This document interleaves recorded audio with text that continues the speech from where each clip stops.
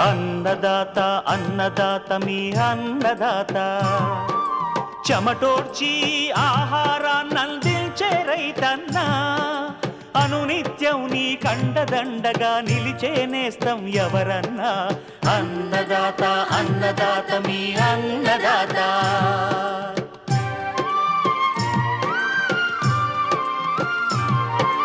నూతన రీతుల సాగుబడికి, నూరింతలు పెరిగే దిగుబడికి సూచనలిచ్చే సస్య రక్షణకు, పశు పోషణకి శాస్త్ర విజ్ఞానం అందించి ముందుకు నడిపే తెలుగు రైతు భారతదేశానికి మకుటం అయ్యేలా తీర్చిదిద్దే ఆశయంతో మిమ్ము మేలు కొలిపేది అన్నదాత.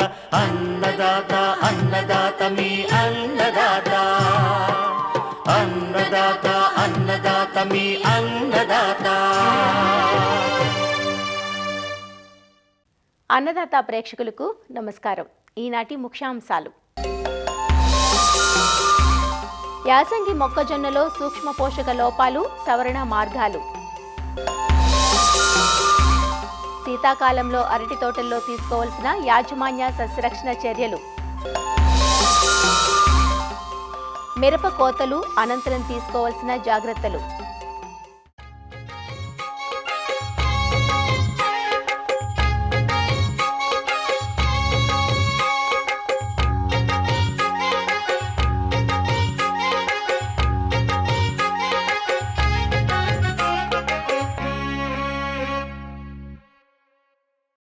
రబీ పంటలకు సాధారణంగా చీడపీడల సమస్య తక్కువే, కానీ ఈ సీజన్లో ఎక్కువగా సూక్ష్మ పోషక లోపాలు మాత్రం కనిపిస్తూ ఉంటాయి. పంటలకు సూక్ష్మ పరిమాణంలోనే అవసరమైన ఇవి లోపిస్తే మాత్రం దిగుబడులపై తీవ్ర ప్రభావం పడుతుంది. సూక్ష్మ పోషక లోపాలను రైతులు గుర్తించలేక తెగుళ్లుగా పొరబడి రకరకాల రసాయన మందులను పిచికారీ చేస్తుంటారు.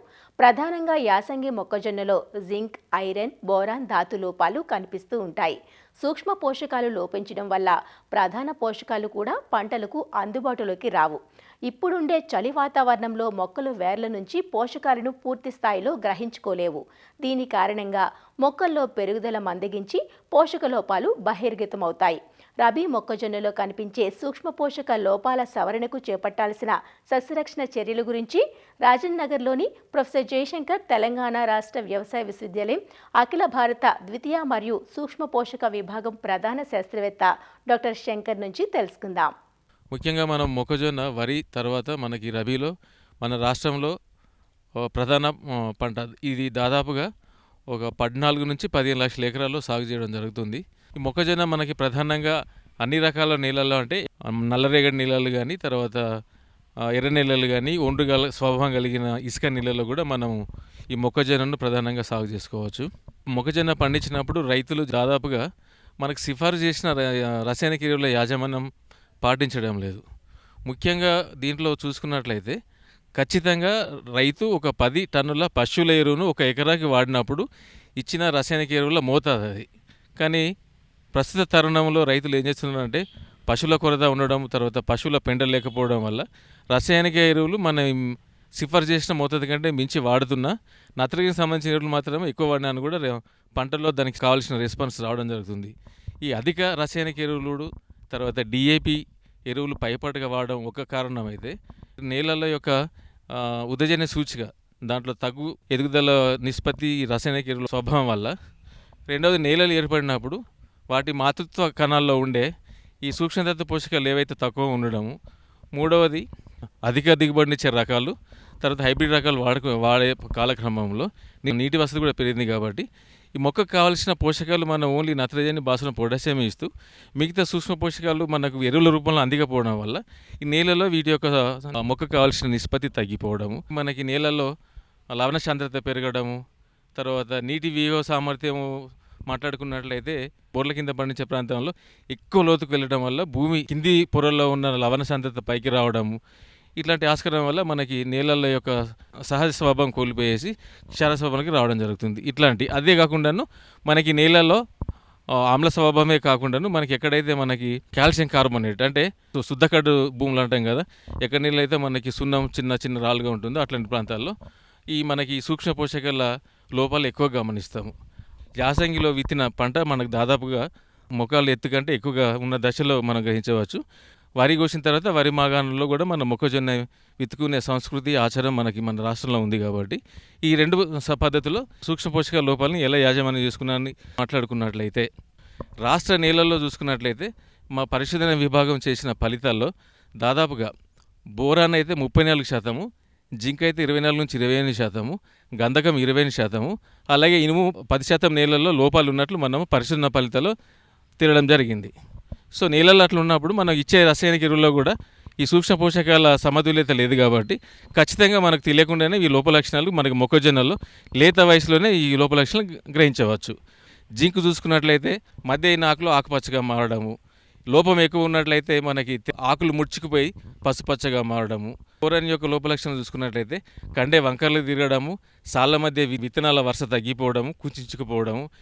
తర్వాత ఇనుము చూసుకున్నట్లయితే మనకి లేత వయసులోనే ఆకుల్లో మనం ప్రస్ఫుటంగా తెల్లగా కనిపించే ఆస్కారం ఎక్కువగా ఉంటుంది. ఈ సూక్ష్మ పోషకాలని మనం 2 రకాలుగా సవరించుకోవచ్చు. జింక్ గురించి మాట్లాడుకుంటే సాధారణంగా మట్టి పరీక్ష లోపం ఉన్నట్లయితే ఒక 20 కిలోల జింక్ సల్ఫేట్ ఒక ఎకరాకి, అదే మనకి ప్రాబ్లమాటిక్ సైల్స్ అంటే మనకి సమస్యాత్మక భూముల్లో కూడా జింక్ లోపం ఉన్నట్లయితే రెట్టింపుగా అంటే 40-60 కిలోల జింక్ సల్ఫేట్ ఎకరాకి మనం సిఫారసు చేసుకోవచ్చు.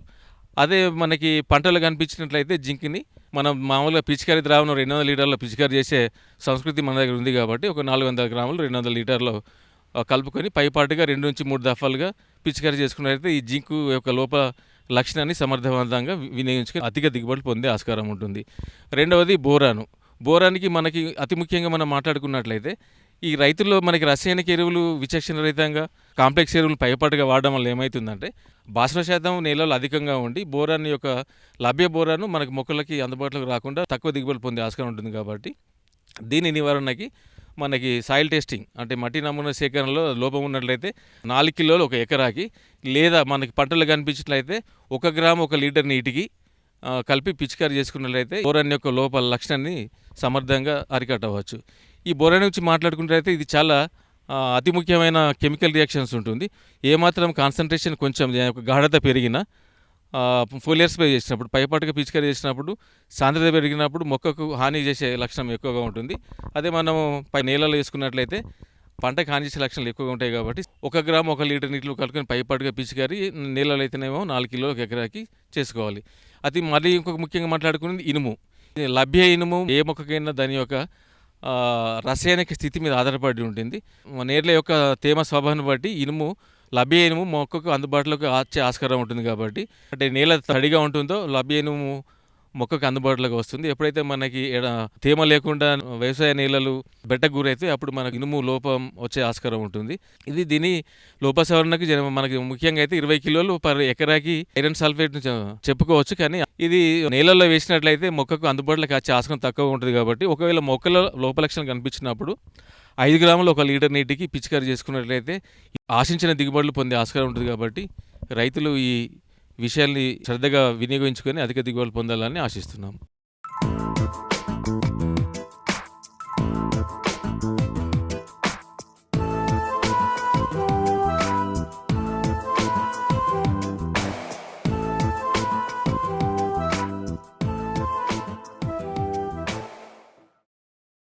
మారుతున్న వాతావరణం, పెరుగుతున్న చలిగాలుల ప్రభావం మనుషులతో పాటు మొక్కలపైన తీవ్రంగా ఉంటుంది. చలి పెరిగే కొద్దీ మొక్కల్లో పెరుగుదల మందగిస్తుంది. అందున అతి సున్నితమైన అరటిలో తగ్గిన ఉష్ణోగ్రతల వల్ల ప్రత్యక్ష పరోక్ష నష్టం ఉంటుంది. అధికంగా వీచే శీతల గాలుల వల్ల కొన్ని రకాల చీడపీడలు కూడా అరటి తోటల్లో కనిపిస్తుంటాయి. అందువల్ల అరటి తోటల్లో శీతాకాలంలో కొన్ని యాజమాన్య సస్యరక్షణ చర్యలు చేపట్టాల్సిన అవసరం ఉంది. ఆ వివరాలు ఈరోజు అన్నదాతలో చూద్దాం. అరటి ఉష్ణమండలపు పంట. అందుకే అరటి సాగులో ఉష్ణోగ్రతలు ప్రముఖ పాత్ర పోషిస్తాయి. 10 డిగ్రీల సెల్సియస్ కంటే ఉష్ణోగ్రత తక్కువగా ఉంటే అరటి మొక్కల ఎదుగుదల తగ్గుతుంది. అదే 15 డిగ్రీల సెల్సియస్ కంటే తక్కువగా ఉంటే గెల సరిగా తయారవదు. ఫలితంగా దిగుబడులు తగ్గుతాయి. కొన్ని యాజమాన్య పద్ధతులు పాటిస్తే శీతాకాలంలో కూడా మంచి అరటి గెలలు పొందే వీలుంటుంది. చలికాలంలో అరటి చెట్లలో ఆకులు సరిగా వేయవు. ఆకుల సంఖ్య, ఆకు పరిమాణం రెండూ తగ్గుతాయి. వేసవికాలంలో వారానికి 5-6 ఆకులు వేస్తే చలికాలంలో మాత్రం వారానికి 2-3 ఆకులు మాత్రమే వస్తాయి. దీనివల్ల మొక్క ఎదుగుదల చాలా తగ్గుతుంది. పొట్టిపచ్చ అరటి, ఎర్ర చక్కెరకేళి రకాలు తక్కువ ఉష్ణోగ్రతలను అస్సలు తట్టుకోలేవు. కర్పూర చక్కెరకేళి, నెల్లూరు అమృతపాణి రకాలు కొంతమేర చలిని తట్టుకుంటాయి. శీతాకాలంలో ఉష్ణోగ్రతలు తక్కువగా ఉండటం వల్ల భూమి నుంచి పోషకాలను వేరు సరిగా తీసుకోలేదు. అందువల్ల చలికాలంలో పోషకలోపాలు అరటిలో ఎక్కువగా కనిపిస్తూ ఉంటాయి. కాబట్టి పోషకాలను పిచికారీల రూపంలో అందించాల్సి ఉంటుంది. ప్రధానంగా కనిపించేది పొటాష్ లోపం. పొటాష్ లోపం వల్ల కాడలు చిన్నగా ఏర్పడి ఆకులన్నీ దగ్గరగా వస్తాయి. క్రింద నుంచి వచ్చే ఆకులు పండుబారిపోతాయి. దీనివల్ల ఆకుల సంఖ్య బాగా తగ్గిపోతుంది. ఇక గెలలో కాయల సైజు, నాణ్యత కూడా తగ్గుతుంది. పొటాష్ లోప నివారణకు సిఫార్సు చేసిన ఎరువులతో పాటు పైపాటుగా 5 గ్రాముల పొటాషియం నైట్రేట్ లేదా సల్ఫేట్ ఆఫ్ పొటాష్ను 0.5 మిల్లీలీటర్ల జిగురుతో కలిపి 4 నుంచి 5 సార్లు పిచికారీ చెయ్యాలి. అదే గెలలు వేసిన తర్వాత అయితే సల్ఫేట్ ఆఫ్ పొటాష్ను 5 గ్రాములు లీటరు నీటికి కలిపి గెలలో ఆఖరి హస్తం విచ్చుకున్న తర్వాత మరో 10 రోజుల తర్వాత 2 దఫాలుగా గెలలు బాగా తడిచేలా పిచికారీ చెయ్యాలి. చలికాలంలో వచ్చే మరో పోషకలోపం బోరాన్. బోరాన్ లోపం వల్ల ఆకులన్నీ పెళుసుగా, బిరుసుగా మారడం జరుగుతుంది. గెలలు కూడా పూర్తిగా బయటకు రావు. ఒకవేళ బయటకు వచ్చినా కాయలు పెరిగే దశలో కాయలు నిలువుగా పగుళ్లు ఏర్పడతాయి. బోరాన్ లోప నివారణకు లీటరు నీటికి 2 గ్రాముల బోరాక్స్ను జిగురు మందుతో కలిపి గెలలు పూర్తిగా తడిచేలా పిచికారీ చెయ్యాలి. చలికాలంలో కనిపించే మరో లోపం జింక్. అరటి ఆకుల ఈనెల వెంట తెల్లటి చారలు ఏర్పడి తర్వాత ఆకంతా వ్యాపించి ఊదా రంగులోకి మారతాయి. కాయల పరిమాణం, నాణ్యత కూడా తగ్గుతుంది. జింక్ లోప నివారణకు లీటరు నీటికి 3 గ్రాములు జింక్ సల్ఫేట్ను జిగురు మందుతో కలిపి పిచికారీ చెయ్యాలి. అలాగే చలికాలంలో ఒక్కోసారి గెలలు సరిగా తయారవకుండానే పండిపోతుంటాయి. దీని నివారణకు పొటాషియం ఆర్థ్రోఫాస్ఫేట్ 5 గ్రాములు లీటరు నీటికి కలిపి వారం రోజుల వ్యవధిలో 2 సార్లు గెలలు బాగా తడిచేలా పిచికారీ చేసుకుంటే ఈ సమస్య నుంచి అధిగమించవచ్చు.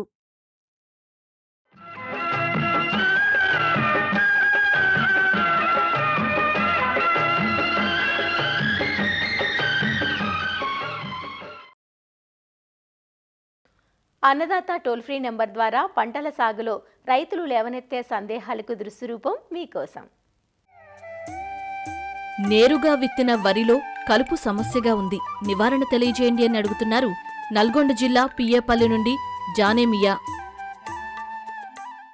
ఈ మధ్యకాలంలో రైతు సోదరులు వరి పంటను మరీ ముఖ్యంగా రబీ కాలంలో వెదజల్లే పద్ధతిలో సాగు చేయడం అనేది ప్రధానంగా చూస్తూ ఉన్నాము. నాటిన పద్ధతితో పోల్చినప్పుడు వెదజల్లే పద్ధతిలో చూస్తే ఈ కలుపు సమస్య అనేది తీవ్రంగా ఉంటుంది. సరైన సమయంలో కలుపుని గనక మనము నివారించకపోతే వరిలో అత్యధికంగా దిగుబడుల్ని నష్టపోతాం. కాబట్టి కలుపు సమస్యను మనము వివిధ రకాలైన కలుపు మందులను వాడి ఈ సమస్య నుంచి మనం బయటపడవచ్చు. అందులో ముఖ్యంగా 2 రకాల కలుపు మందులు ఉంటాయి. వరి పంటను విత్తిన వెంటనే వాడుకునే కలుపు మందులు, అలాగే విత్తిన తర్వాత వరి మొలిచిన తర్వాత కలుపు మొక్కలు మొలిచిన తర్వాత వాడుకునే కలుపు మందులు. విత్తిన తర్వాత అయితే వెంటనే అంటే 2 రోజుల లోపల వాడుకోవడానికి అనువైన కలుపు మందులు ఏంటంటే పైరజోసల్ఫరాన్ ఇథైల్ అనే కలుపు మందు సాతి అనే పేరుతో దొరుకుతుంది. ఇది ఎకరానికి 80 గ్రాములు వాడుకోవచ్చు. ప్రిట్లాక్లోర్ అనే కలుపు మందును ఎకరానికి 600 నుంచి 800 మిల్లీలీటర్ల చొప్పున వాడుకోవచ్చు. అలాగే ప్రిట్లాక్లోర్తో పాటు పైరజోసల్ఫరాన్ ఇథైల్ అనే కలుపు మందును ఈరోస్ గోల్డ్ అనే పేరుతో దొరుకుతుంది. ఇది ఎకరానికి 800 గ్రాములు నీటిలో కరిగే గుళికలు. వీటిలో ఏదైనా ఒక కలుపు మందును మనం వాడుకోవచ్చు.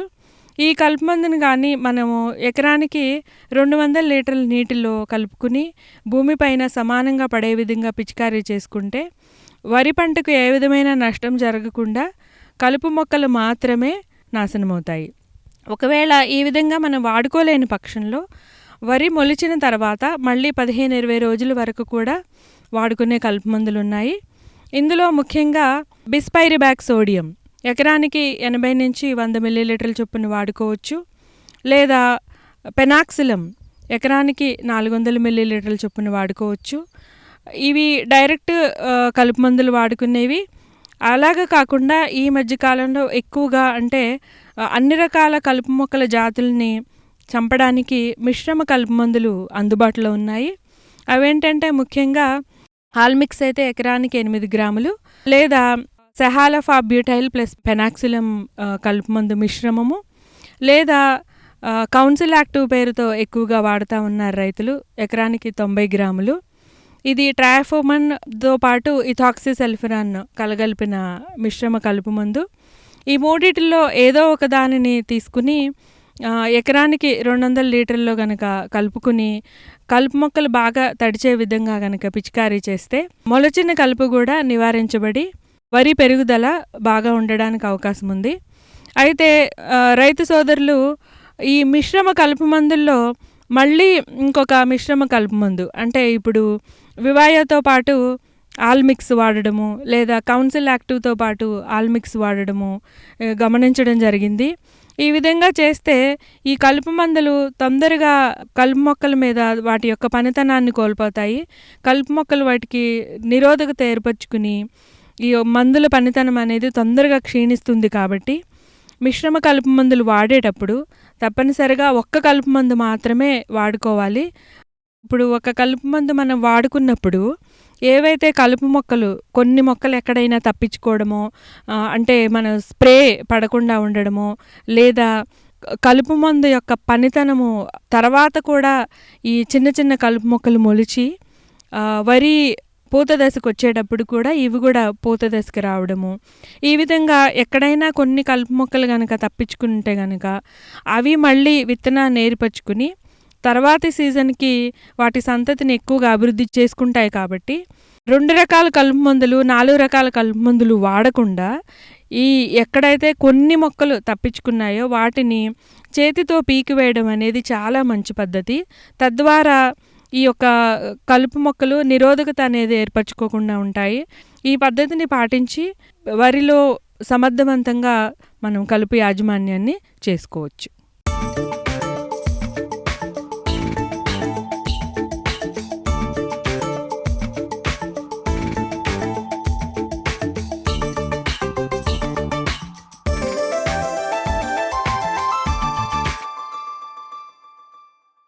మిరపకు ఎర్ర బంగారంగా పేరు. మన దేశం నుంచి అధికంగా ఎగుమతి అయ్యే వాణిజ్య పంట మిరప. ముఖ్యంగా మన తెలుగు రాష్ట్రాల్లో పండించే మిరపకు అంతర్జాతీయ స్థాయిలో మంచి గిరాకీ ఉంది. అందువల్ల సాగులో ఎన్ని ఒడిదుడుకులు ఎదురైనా మిరప సాగంటే రైతులకు ఆశల పంటే. ప్రస్తుతం రైతులు మిరప తోటల్లో కోతలు చేస్తున్నారు. ఎగుమతులకు అనుగుణంగా కోత సమయంలోనూ కోత తర్వాత తీసుకోవాల్సిన జాగ్రత్తలపై పూర్తి అవగాహన లేక మార్కెట్లో సరైన గిట్టుబాటు ధర లభించక రైతులు నష్టపోతున్నారు. కోతలు చేసేటప్పుడు ఖచ్చితంగా కొన్ని జాగ్రత్తలు తీసుకున్నప్పుడే కాయ నాణ్యత బాగుండి రంగు ఆకర్షణీయంగా ఉంటుంది. లేనట్లయితే పంట నాసిగా ఉండి ధర దక్కదు. మంచి నాణ్యత కోసం మిరప కోతలు ఆరబెట్టేటప్పుడు తీసుకోవాల్సిన జాగ్రత్తలేవో వైఎస్ఆర్ ఉద్యాన విశ్వవిద్యాలయం గుంటూరు జిల్లా లాంగ్ ఫామ్లోని ఉద్యాన పరిశోధనా స్థానం ప్రధాన శాస్త్రవేత్త డాక్టర్ ఏ రజనీ నుంచి తెలుసుకుందాం. ఇప్పుడు రాష్ట్రమంతటా పలు చోట్ల చూసుకున్నట్లయితే మిరప కోతకు వచ్చిన దశలో ఉంది. ఆల్రెడీ పలు చోట్ల మనకేంటంటే కోత జరుగుతున్నది, మొదలైంది. ఈ మిరప పంట అనేది భారతదేశంలో ప్రధాన స్థానంలో ఉంది. కానీ ఎగుమతుల దృష్టిలో చూసుకున్నట్లయితే మన మిరప పంట వెనకబడుతుంది. ఎందువల్లంటే ఈ పురుగు మందుల అవశేషాల వలన. ఈ పురుగు మందుల అవశేషాలు అవి మనకి ఎక్కువగా కనిపించకూడదంటే కనుక మనము ఈ కోత కొయ్యడానికి ఒక 20 రోజుల ముందుగా మనము ఈ పురుగు మందుల పిచికారీలు అనేవి ముందుగా మానేసుకోవాలి. మార్కెట్లో మనం అమ్మేటప్పుడు అవశేషాలు కనిపించకుండా ఎక్స్పోర్ట్ అవ్వడానికి అవకాశం ఎక్కువగా ఉంటుందన్నమాట. ఎగుమతులకి బాగుంటుంది. కనుక ముందుగా మనము మిరప మనం కొయ్యాలి అనుకుంటే 20 రోజుల ముందుగా ఎలాంటి రసాయనాలు కూడా దానిపైన పిచికారీ చేయకూడదు. అలాగే మనకి ఈ మనం నీరు అది ఆపేయటం అనేది అందరికీ తెలిసిన విషయమే. కోత కొయ్యటానికి మనము ఈ మబ్బు పట్టిన వాతావరణము, చల్లని వాతావరణం ఉన్నప్పుడు వీలైనంత వరకు కోతలు కోయటం అనేది ఆపేయాలి. అలా చేసినట్లయితే కనుక మనకి కాయ పాడైపోయి తెల్లకాయ వచ్చేదానికి ఎక్కువగా అవకాశం ఉంటుంది. అలాగే కాయ కోసేటప్పుడు బాగా పక్వానికి వచ్చిన కాయ, బాగా రంగు తేలిన కాయ ఎన్నుకొని కాయ కోసుకోవాలి. బాగా పక్వానికి వచ్చి చెట్టు పైన బాగా ఇంకాస్త పండు దారడానికి దగ్గరగా ఉన్న కాయలన్నీ కూడా ఒకేసారి కోసేసుకున్నట్లయితే కనుక ఆ విధంగా కోసుకున్న కాయలన్నీ కూడా గుట్టగా పోసి పైన ఏదైనా టార్పాలిన్ పట్టతో కప్పేసి ఉంచినట్లయితే కోసే టైంకి ఏవైతే రంగు రాలేదో అవి కూడా అన్నీ ఒకే రంగులోనికి వచ్చేదానికి అవకాశం ఉంటుంది. వీలైనంత వరకు రైతులు ఎక్కువగా చేసేది ఏంటంటే నేలలపైన మనకి మట్టి పైన పోసి ఆరబెడతా ఉంటారు. ఈ విధంగా ఆరబెట్టడం వల్ల మనకి నేలలో ఉండేటటువంటి సూక్ష్మజీవులు శిలీంధ్రాల వలన మనకి కాయ ఎక్కువగా పాడవడానికి, అలాగే మనకి ఎంతో హాని కలిగించేటటువంటి అఫ్లోటాక్సిన్స్ అనేవి మిరపలో రావడానికి ఎక్కువగా అవకాశం ఉంటుంది. ఇవి మనకి హాని కలిగించడమే కాకుండా మనకి ఎగుమతులకు ఎంతో అవరోధాన్ని కలిగిస్తాయి అన్నమాట. కనుక ఈ అఫ్లోటాక్సిన్స్ నుంచి మనము దూరం అవ్వాలంటే మనకి ఈ సిమెంట్ కళ్ళాలపైన లేకపోతే టార్పాలిన్ పట్టాలపైన మనము మిరపని ఎండబెట్టాలి. ఈ విధంగా ఎండబెట్టేటప్పుడు పలుచగా, ఎక్కువ మందంగా కాకుండా పలుచగా వేసి ఆరబెట్టుకోవాలన్నమాట. ఆరబెట్టుకొని రోజు మార్చి రోజు మనము వాటిని తిరగదిప్పుతూ ఉండాలి. పైకాయల కిందకి, కింద కాయల పైకి తిరగదిప్పుతూ ఉండడం వలన కాయ తొందరగా ఆరటమే కాకుండా మంచి రంగు, అంటే అన్ని కాయలు కూడా యూనిఫామ్గా ఒకే రంగులో వస్తాయన్నమాట. ఈ విధంగా మనం ఆరబెట్టుకుంటే వాతావరణ పరిస్థితులను బట్టి, ఉష్ణోగ్రతలను బట్టి మనకి ఏంటంటే కాయలో ఉండేటటువంటి తేమ శాతం బట్టి మనకి మిరపకాయలు 15 నుంచి 20 రోజుల్లోపు ఆరిపోతాయి. మనకు మిరప కోసేటప్పుడు సుమారు 70% తేమ ఉంటుందండి. దాన్ని మనం 12 కంటే తక్కువ శాతం వచ్చేదాకా ఆరబెట్టుకోవాలి.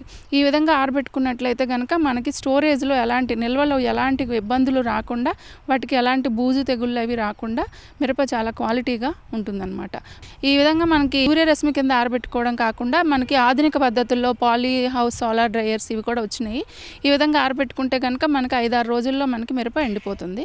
ఈ విధంగా ఆరబెట్టిన తర్వాత బాగా కాయలు ఆరిపోయిన తర్వాత గలగలలాడినప్పుడు మనం ఏం చేయాలంటే గ్రేడింగ్ చేసుకోవాలండి. ఇది మనకి మిరపలో చాలా ముఖ్యమైనటువంటి విధానం. ఎందుకంటే ఇప్పుడు మనం మార్కెట్లో వెళ్ళి పండ్లు కొన్నా, ఏం కొన్నా ఒకేలాగా యూనిఫామ్గా ఉన్న వాటిని ఇష్టపడతాము. అట్లాగే మిరపలో కూడా ఒకే సైజు ఉన్న కాయలు, ఒకే రంగు ఉన్న కాయలు చూసి వాటికి గిట్టుబాటు ధర బాగా వస్తుంది. ఇప్పుడు గ్రేడింగ్ చేసేటప్పుడు మచ్చకాయలు, అలాగే మనకి కొద్దిగా తొడిమలు విరిగిపోయిన కాయలు, అలాగే మనకి తోలు కూడా ఇదే బాగా విరిగిపోయిన కాయలు, అలాంటివన్నీ బాగా పక్కకు తీసేసి ఒకే సైజు ఉన్న కాయలన్నీ కూడా గ్రేడింగ్ చేసుకొని వాటిని మనం సంచుల్లో నింపుకోవాలి.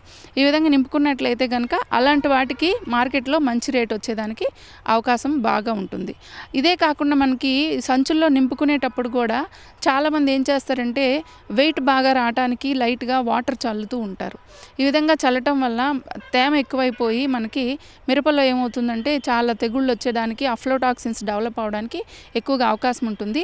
ఇట్లాంటి పనులు కానీ మనం ఎప్పుడూ చేయకూడదు. అలాగే మనము ఈ సంచుల పైన రైతులు ఏం చేస్తారంటే ప్యాకింగ్ అనేది వాళ్ళకి తెలియటం కోసం పేర్లు రాస్తారు. ఈ పేర్లు రాసేదానికి రోడోమిన్ బి అనేటువంటి ఆర్టిఫిషియల్ కలర్స్ వాడుతూ ఉంటారు. కృత్రిమ రంగులు వాడకుండా మనకి సహజ సిద్ధమైన రంగులతో మాత్రమే పైన మనం రాసుకుంటే మంచిది. ఎందుకంటే వీటి వలన కూడా మనకి చాలా రకాలైనటువంటి క్యాన్సర్ కారకమైన ఇబ్బందులు వస్తున్నాయి. కాబట్టి వీటి వలన కూడా మనకి ఎగుమతులకి అవరోధం కలిగించే అవకాశం ఉంది. కాబట్టి మిరప టిక్కీల పైన రాయకుండా ఉంటే మంచిది. విధంగా ప్యాకింగ్ చేసిన తర్వాత కూడా స్టోరేజ్లో మనం ఏం చేయాలంటే కొంచెం ఎత్తులో ఉన్నటువంటి చెక్కల పైన మనం స్టోరేజ్ చేసుకుంటూ ఉండాలి.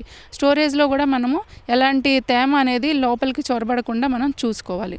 ఈ పద్ధతులన్నీ వాడి తగు జాగ్రత్తలు తీసుకున్నట్లయితే రైతుకి తగు గిట్టుబాటు ధర లభించడమే కాకుండా మంచి మన ఎగుమతులు కూడా బాగా జరిగి మనకి మంచి లాభదాయకంగా ఉంటుందని ఆశిస్తున్నాను.